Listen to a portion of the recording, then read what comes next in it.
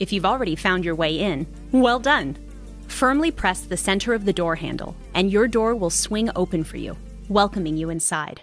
Don't bother closing it. Your Tesla will take care of that once you press the brake pedal.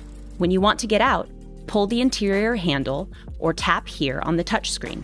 This doors window appears whenever you enter Model X or put it in park. We'll cover your automatic doors in more detail soon.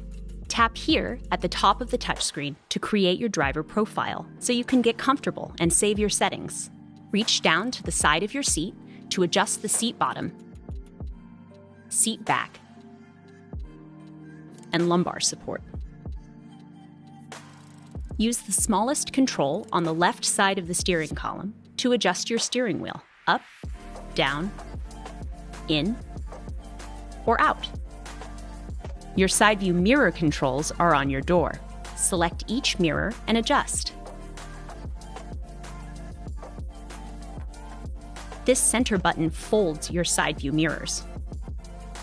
You can enable Mirror Auto Fold from the touchscreen if you'd like your mirrors to fold in whenever your Tesla locks.